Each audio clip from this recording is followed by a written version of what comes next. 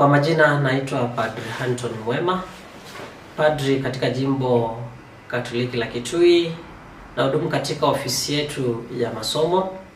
Nachukua fursa hii kuwatakieni nyinyi nyote mwaka mpya uliojaa baraka, na pia nataka kuwaombea wanafunzi wote ili wanapoanza masomo yao, mwaka wao wa masomo, ili Mungu apende kutembea na wao, afungue akili zao na mioyo yao ili waweze kufanya vizuri katika masomo yao. Pia nataka kuwahimiza wazazi kwamba tusichoke. Najua hali ni ngumu kimapato, lakini kila wakati tuweze kujitolea. Zawadi ambayo tunaweza kuwapa watoto wetu ni zawadi ya elimu. Hiyo ndio zawadi ambayo watabaki nayo. Tusichoke hata kamwe. Wanafunzi nataka kuwauliza wanapoanza mwaka waweze kuwa na lengo ambalo wanataka kulitimiza. Mtu aweze kujiwekea kiwango ile anachohitaji kufikia, na ndio maana tutaweza kupata mapato mazuri. Katika mfumo ambao tunao, mfumo wa CBE, ni mfumo ambao unahitaji tuweze kushikana mikono.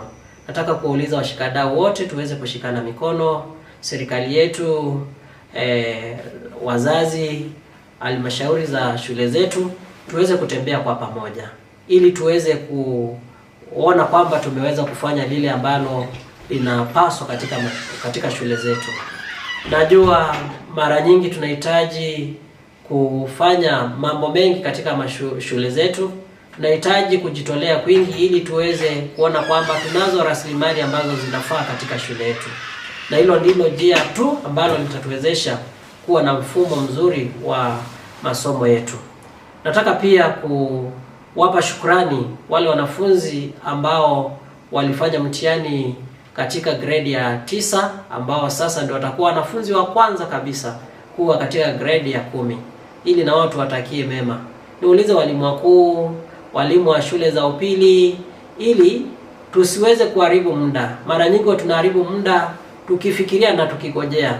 Tuanze haraka kuona kwamba tumeweza kufanya lile ambalo tunapaswa ili watoto waweze kuingia katika masomo.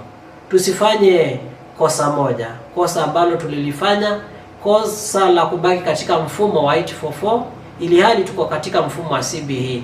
Tuweze kujisikiza kwamba sisi ni Wakristo, tunamwogopa Mungu, tunampenda Mungu, tufanye lile ambalo tunapaswa kufanya, tusiweze kudanganya. Kwa maana hata tukidanganya taasisi zetu, hatutaweza kudanganya Mungu. Kwa hivyo ni vizuri tuweze kuwasaidia watoto, tuwakuze kwa njia ambazo zinafaa. Nataka kuwatakia mwaka ambao uliojaa baraka na tuweze kutembea kwa pamoja.